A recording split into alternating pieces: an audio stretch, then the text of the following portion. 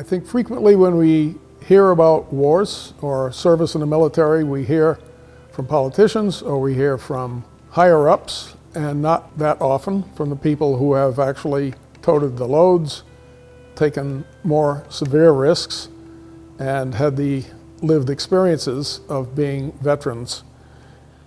What is a veteran? A veteran's not a G.I. Joe or Jane action figure the government buys in bulk, dresses in various uniforms and scatters around the world among civilian Joes and Janes to achieve political goals through the use of force. A veteran's a man or woman who's been drafted into or volunteered for military duty. The pursuit of personal, financial, or occupational goals is deferred in order to devote a period of time ranging from 6 to more than 30 years in serving the nation through the activities of its armed forces. Not all veterans served in combat roles.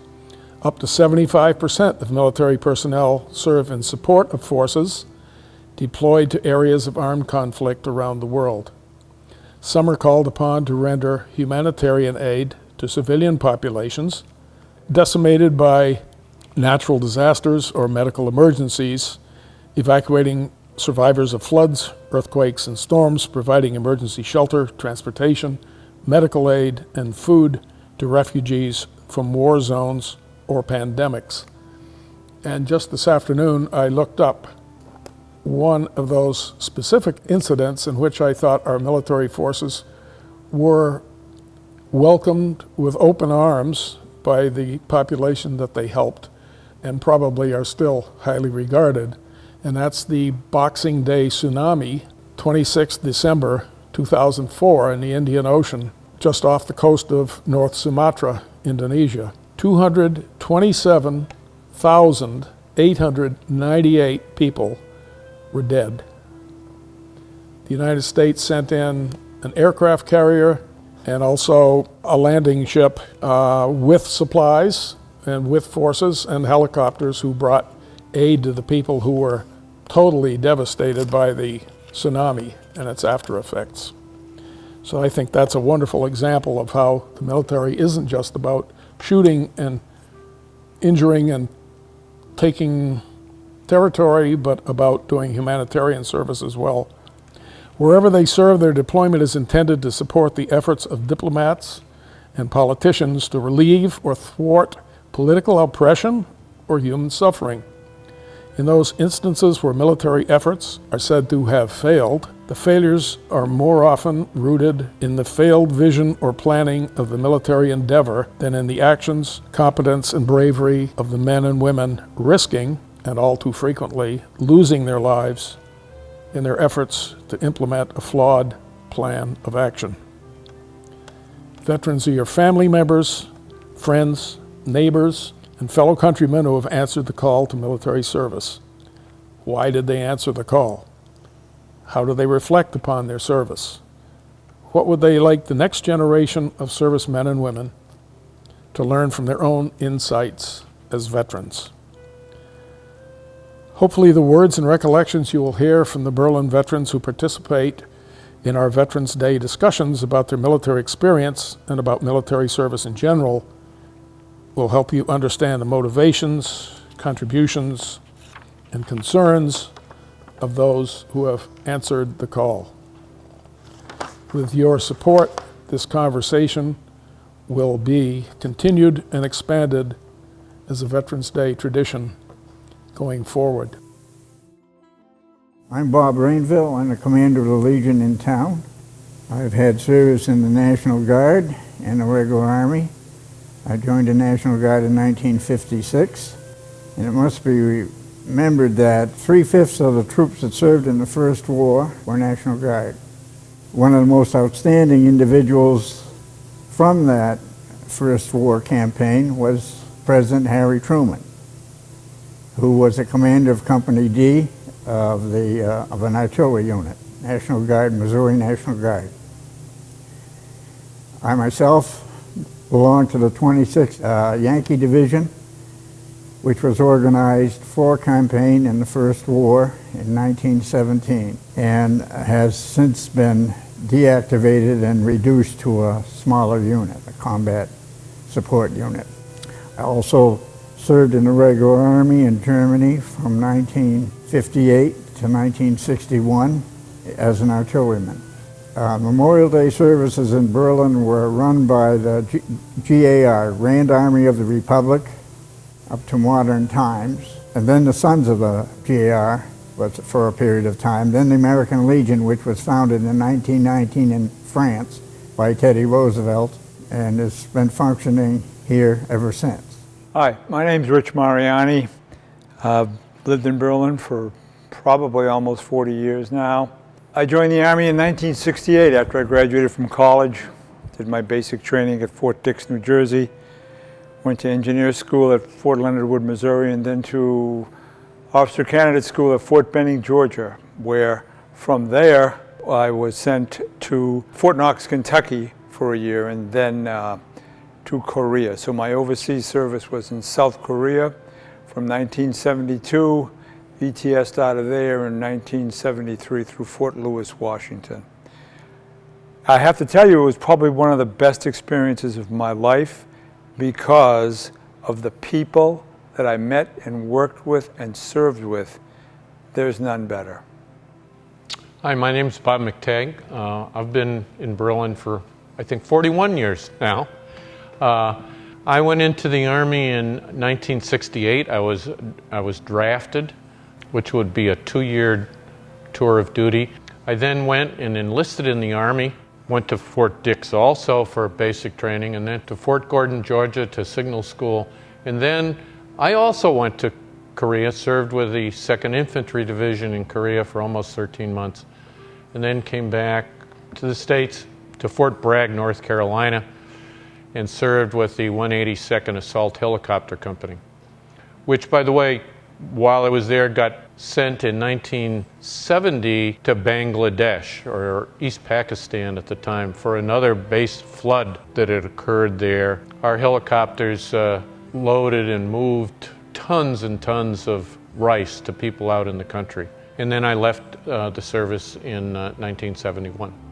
Hi, my name's Jack Wilson. I've been gone from town for over 50 years, but I'm active in the Legion here. I graduated from Toronto in 1967. I went into the Marine Corps in 68 to 71. I was in Nam from 69 to 70. And I served in the 1st Battalion, 7th Marine Regiment out in Quezon Valley out in Vietnam. The 1-7 was the same battalion and same regiment that Chesty Puller commanded in Guadalcanal. God was good to me, and I came back, and every Veterans Day and Memorial Day, I remember the guys that couldn't come home with me. Hi, my name is Mike Blaze. I've been in Berlin for almost 30 years. And I joined the U.S. Navy in 1984, just after high school, and stayed in there and served on 2 different ships, the USS Wainwright out of Charleston, South Carolina, and the USS Briscoe out of Norfolk, Virginia. I served for 6 years on active duty, got out of the Navy in 1990, and 2 years later I decided I was missing being in the Navy, so I joined in the reserves. And I served in the reserves for until 2016. So I served in Kuwait overseas. I served at United Arab Emirates during the Gulf War, and also at Portsmouth Naval Shipyard for a while. My family really missed out a lot because I was in the military, especially my wife, and I just appreciate her and everything that she sacrificed while I was serving in the military. So that's a shout out to her. I'm Bob Blair. I've lived in Berlin 36 years, was a Worcester boy.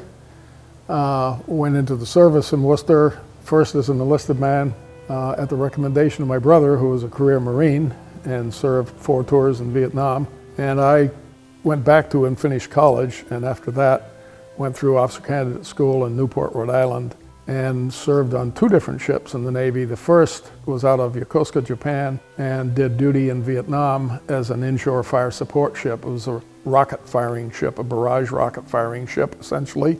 And then the second ship was out of Little Creek, Virginia. It was a gasoline tanker, and it did duty in the Mediterranean with NATO forces.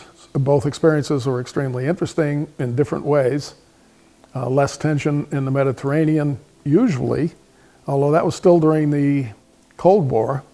And I specifically recall an incident where a Russian ship that looked a lot like ours came up so close on our left or port quarter that you could have tossed a tennis ball and whacked it, and then made a maneuver that made our ship and the one next to it sway back and forth while we were trying to refuel the other ship. So things could get tense. Didn't have to be in a war zone, just had to be where people were hostile toward each other. But I did enjoy my experiences through both boot camps, enlisted and officer, and the people I served with who, reflecting what everyone else has said, were fine people and a pleasure to work with and serve with. What experiences would anyone focus on that you think sort of epitomizes what your experience in the service was, or how it flowed, how it went?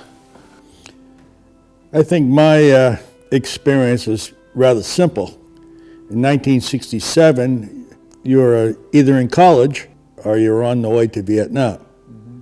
The decision had made for you. I was very active in the Teenage Republicans back then. I had a full scholarship. I worked for Governor Volpe at the time. My father and I had a disagreement that night. It was obvious that I couldn't live at home anymore. So I went to school the next day, withdrew from school, went across the street to the post office, enlisted in the Marine Corps, and I went to Vietnam. So I showed him. And it's, I don't regret it.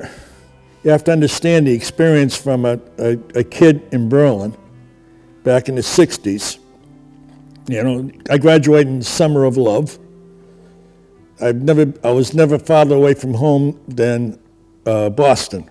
So they put me on the 10:10 train out of South Station, 10:10 at night out of South Station, and set me down to Paris Island. I had never met or talked to a black person, a Latino, or any other person. So it's quite a shock to get down there and meet all these new people and had to get along with them all. We still had some race problems back then, but in the Marine Corps, they trained you, everybody worked together. They, like the movies always said, they always considered us equally worthless. So and we always worked well together. It was an experience, I think, that I don't think any amount of money in the world could replace. I think it made me a better person. I grew up in Maynard, Massachusetts. There were no black kids. I can't even think if there was even a Latino kid in our class. So my first encounter with kids of color was when I went into the service. And what you realize more than anything else, living amongst all these other guys, and we're just all guys, is that there is no difference. There's no difference. We're all the same. We may look different, but we're all the same. And I remember the Army, one of the slogans in the Army was, there's no black, there's no white, you're all Army green. Right. That's what color you guys are, Army green. I'll never forget that. I think when I spend time thinking about veteran services, and if you ask most veterans about their experience, I think most veterans, regardless of the kind of job that they did, whether you were in combat or whether you were maybe doing medical work or whether you were in aviation or you were doing any number of things, most veterans will tell you that they're proud of their service. They're proud of what they did. And when I think about that, well, you know, what's the commonality? Because everybody was doing different kind of things. And I think part of it goes back to you learned that you could do things that were hard, things that you didn't particularly like to do, but you were doing them for your buddies. And then you learn how other men and women that you're working with depend on you and you depend on them. So you establish a relationship with people who are very close to you, 24 hours a day you're with these people. So there's a community that you're together with, and I think those are important things too. And when you support that, you're proud of what you did. Yeah, you can't do anything. You couldn't do anything on your own without the rest of your shipmates for me and soldiers. Everyone had a key role to play, and it just was a complete teamwork to make things happen. Yeah, to expand on that, you don't realize how much you do depend on other people until you're in a situation like that, particularly when you're overseas, particularly when, whether you're in Vietnam or you're in South Korea or Kuwait, and on the other side of that line are people, other people who want to kill you. They don't even know you, but they want to kill you. And that's the reality of it all. So as you interact with your fellow soldiers or fellow shipmates, all of that, you're keeping all of that in mind. I was in Korea, and I was stationed up on the DMZ only for a couple of months. The rest of my tour was at 2nd Infantry Division headquarters. But you would occasionally, thank God, just occasionally, hear some gunfire. And your first reaction was to go to it, not to retreat from it, but to go to it, toward the gunfire, because your fellow soldiers might be in danger. And it would only be, it was really harassing fire. The North Koreans used red tracer rounds. A tracer round is like a bullet that lights up. It's actually burning as it's, and we used green. So when you saw red coming, you knew it was hostile. And we weren't supposed to shoot back, so let me just say that that never happened. Not true. But it was only sporadic, and no one, thank God, on my tour was killed or even wounded. But you realize how much you depend on other people, and that's a big takeaway from me. I think the one thing it did is it matured you. You had priorities. I think the Marine Corps said motivation. And my drill instructor first night said the Marine Corps can't get you to do anything you don't want to do. We can only make you wish you had. That's right. There you go. That's it. Yep. Has anyone ever said to you, thank you for your service when you were out and about? What do you think about that? How does that make you feel I think when you say that? It's way different now than it was when I got out of the service. Yes. So when I got out,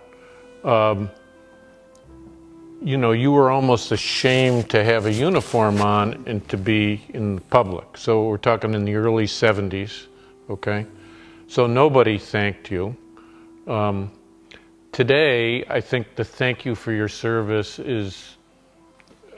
it's sort of rhetorical. I mean, right. They don't really understand. They can, you can I go to Lowe's, for instance, and you get a discount, and, they always say thank you for the service. Yeah. And it's just, I don't think they understand, and it goes to something that's kind of disturbed me, and that is that so many of our military installations, especially in the north part of this country, have departed. And it means that there's no longer a relationship with people that are active in the service. It might be your relatives, but we don't have any forts around here. That most naval installations have closed. It makes part of us more detached from people that are in the military service.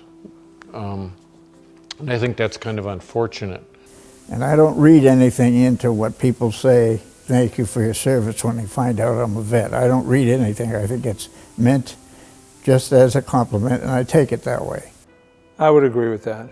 I just take it, I just say thank you, and I take it as, frankly, that they don't know any better.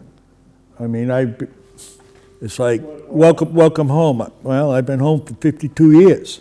I got discharged from the service January 25th, and I was in college. I got back from Vietnam in September. I got discharged from January 25th, and I was back in college February 7th or 8th. It was like less than a week or about a week back in college. So the Marine Corps has a particular sense of humor. So you have to stand inspection before you get discharged and go home. So the thing that you're guaranteed going home is with the high and tight haircut, the Marine Corps high and tight haircut. You know, they can't, that just, you've been growing it out for a couple of weeks, trying, you know, didn't matter because you got to come in and get that high and tight haircut to get out, all right? So when I went back to college, I had a high and tight haircut. I could not get a date with any girls I went in February, it's probably until end of April, 1st of March. Especially the Vietnam veterans really got a short end of the shaft on that. I mean, the Second War, Korean were pretty well, and even the Cold War people were pretty well respected, but the people that are coming back from Vietnam were very, very difficult situation. And I think you can't help but not get politically involved when you're in a situation. But the problem is, if you're out there humping around, you're too busy trying to stay alive. That's right. The Vietnamese hated the Americans as much as they hated the NVA. All they wanted to do was farm. Yeah. You know, the NVA would come in and steal from them. When I was in school, we had a man come speak to the student body, and he had been an editor of a paper in Vietnam, and he had also been in the military. I forget what his rank was. Said at the time, he had heard of this one incident where identifiable American bombers flew over. Now the guy in his paddies is taking care of trying to grow enough rice to feed his family and community. What little he has means everything to him, and his oxen are virtually sacred. And there was some story somebody chuckled about. All they did was they killed his oxen. What a joke! But to this guy, this was immense. And he said, when somebody is under those circumstances and they look up, they see American insignia on the plane. That's their enemy. They don't have an enemy unless something's severely impacting their lives. We all lived in a house of heroes. Our mothers and fathers had defeated the Depression. Everybody had served in World War II. My mother was a phone operator and had worked at Polaroid in World War II. My uncles had all served. My friends' fathers and everybody I knew in school, every person, classmate, parent had served in the service, and everybody came out and marched at Memorial Day. So I think my outlook on the military was a little more favorable than most people. I often think about this. Korea, given the war, and it basically came to a stalemate.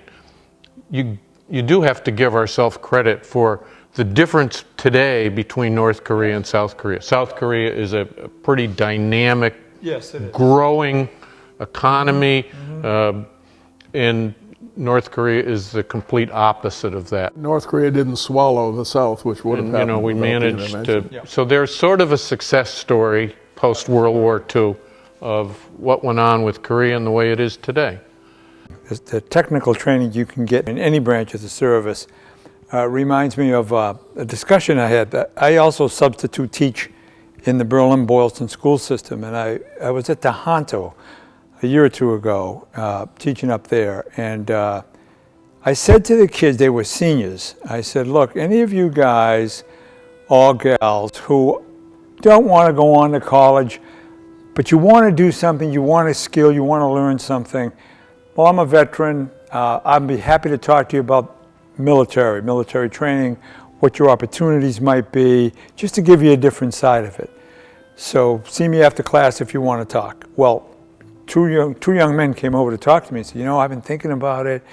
And I said to them, look guys, if you're not ready to go to college, but you want to do something with your life, and maybe you want to be a technician or whatever, talk to the recruiters. Look at the specialty schools. Because once you get in the military, particularly if you're not in a combat branch,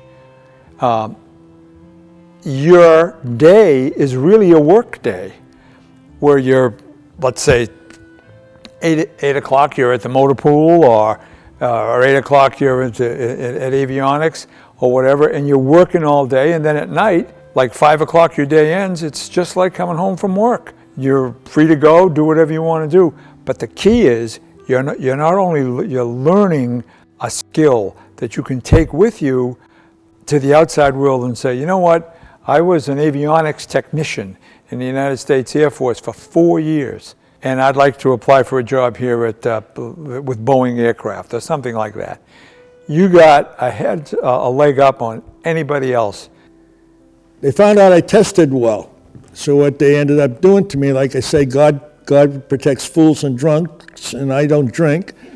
So I went down and they tested me, and they sent me to school for a year out in San Diego for electronics. And I ended up getting, at the time it was a first class FCC license. And now it's called commercial license. And when I got out of there, I was a licensed radio and TV engineer, which meant that I could operate any TV station or radio station in the country.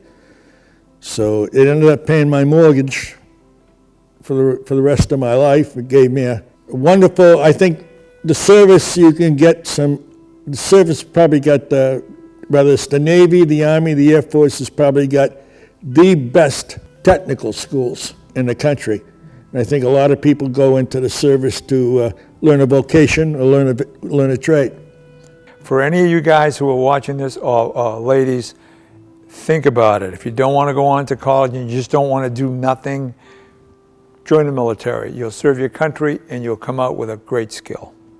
I would say that the Navy, my family would say that the Navy was a great thing that happened to me, and I would encourage anyone that's you know, getting out of high school to think about joining the military.